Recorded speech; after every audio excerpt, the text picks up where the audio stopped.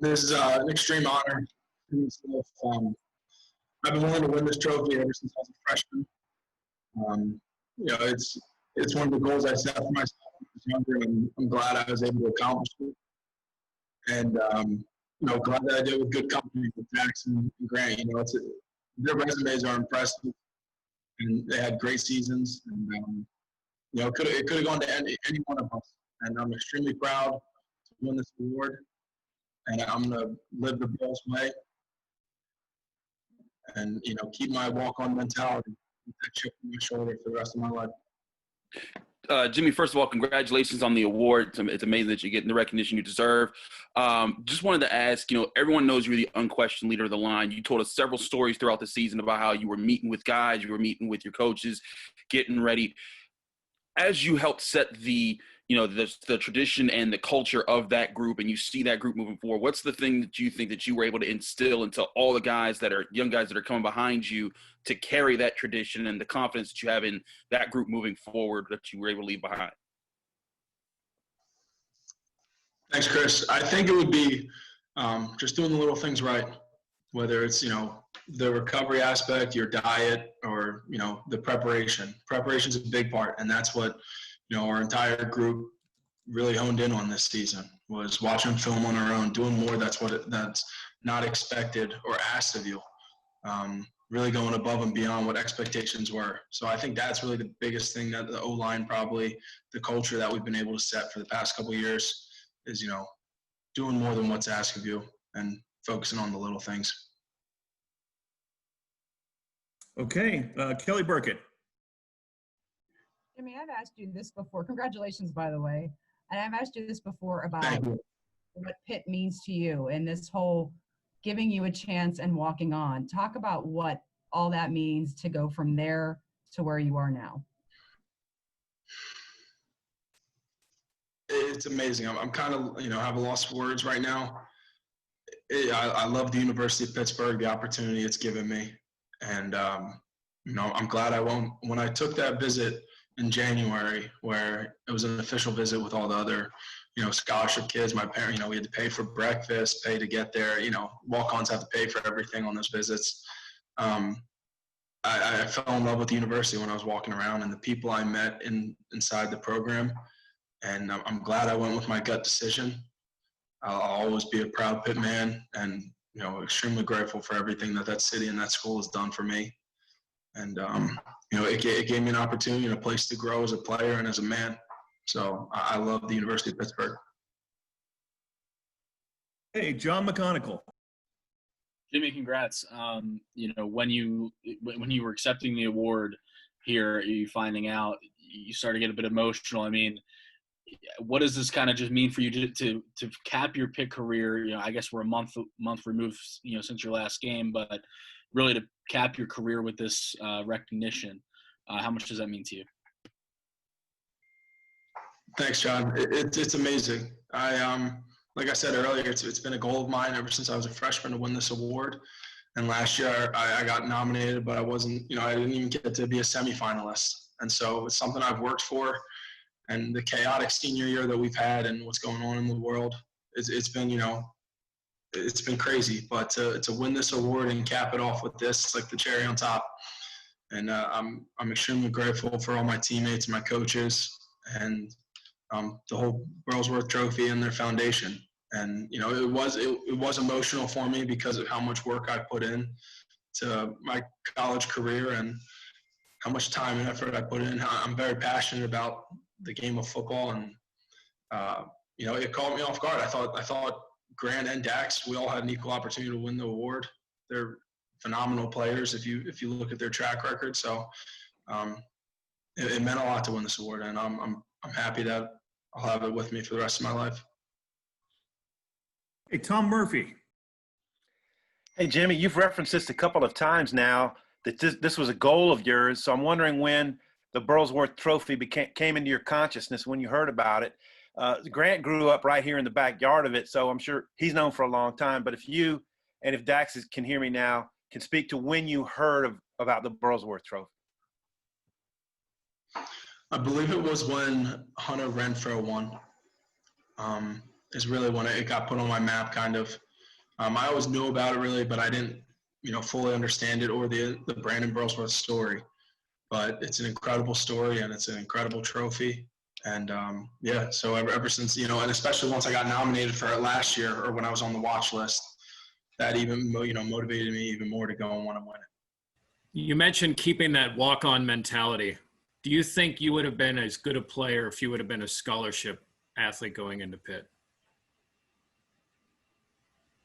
Thanks, Jeff. I don't know, but I'm happy that I was a walk-on, and I wouldn't change it for anything in the world. The journey that I've been on, I've loved it. It's been tough, but it's been extremely rewarding, and I've loved everything I've learned along the way and the way it's helped shape my character.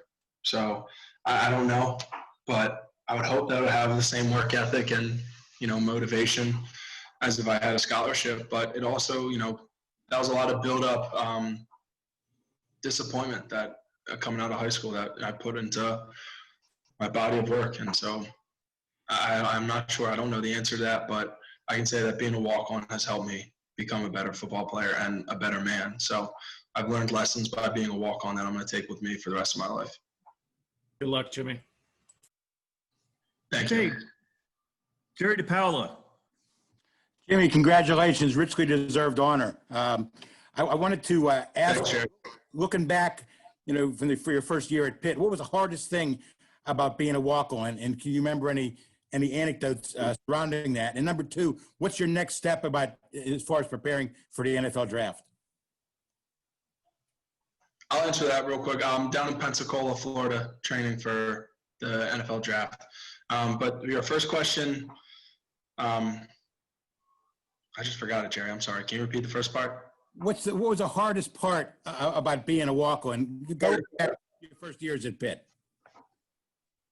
Yeah. So, like I said earlier in the interview that they showed during the ceremony, being a walk-on at Pitt is not hard.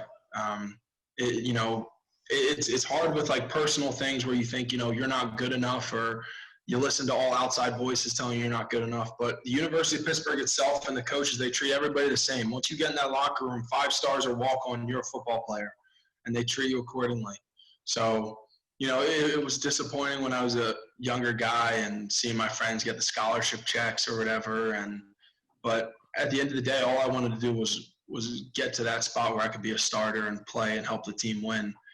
But I don't know if it's that much different than, the high school time when you're not getting any offers is extremely tough and difficult. But I guess once you get there to the school, you have to do everything so much better than a scholarship kid, because even though everybody's treated the same at Pitt, there are those preconceived notions about walk-ons, like, oh, there's a reason why we didn't offer this kid, or there's a reason why this kid's, paying for school is because he's not as good as this other guy.